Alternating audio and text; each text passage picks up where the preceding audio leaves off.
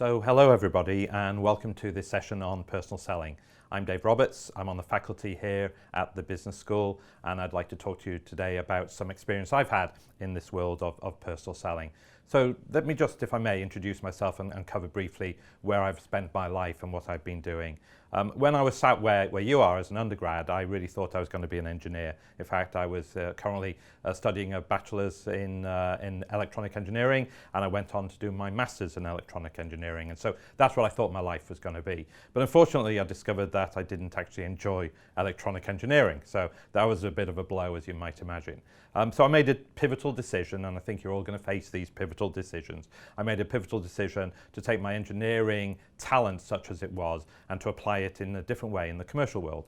And I joined Hewlett-Packard as a trainee salesperson. I think selling, I thought, would give me the piece of relationship and people that I was missing in engineering. And I really loved it. I spent a number of years with Hewlett-Packard. I was a salesman. I became a sales manager. I then got promoted to running one of HP's largest accounts around the world, a company called British Telecom, which I ran out of London but had salespeople spread literally around the world.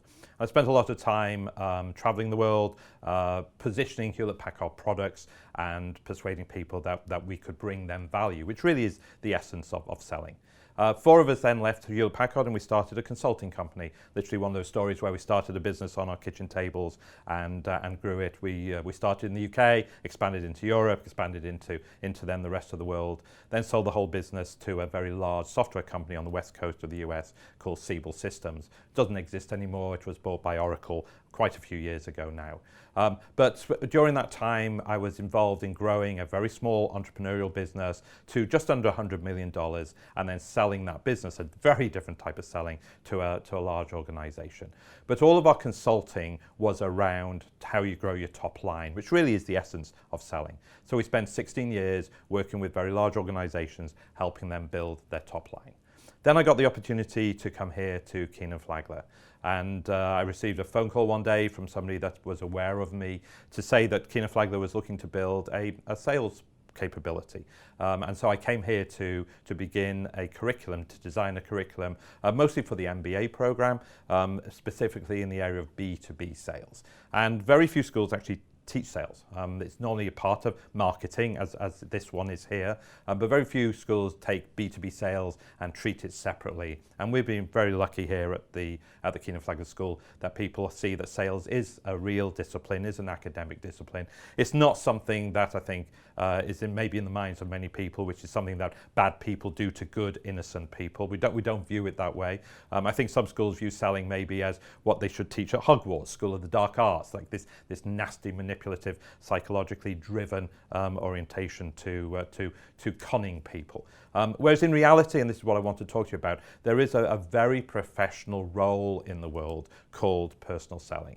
And I want to share with you some of the experiences I've had and talk to you a little bit about what personal selling is, what it isn't, how it fits in with marketing, and hopefully bring some of what you read in the book a little bit alive and help you understand what this thing called personal selling is.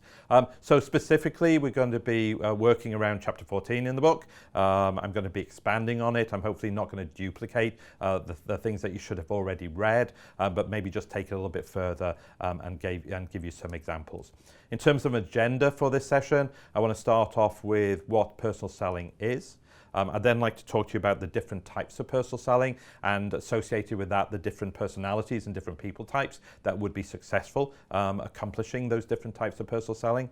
Then we'll talk very briefly about the pros and cons of the different methods for managing and compensating salespeople, and talk a little bit about the mythology around what motivates salespeople. I think many people unfortunately get that wrong.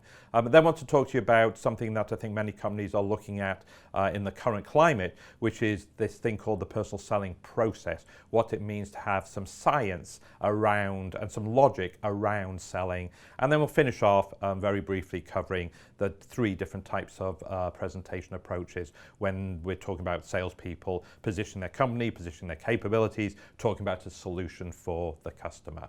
So I hope you find benefit from this, and in a moment we'll talk about what personal selling actually is.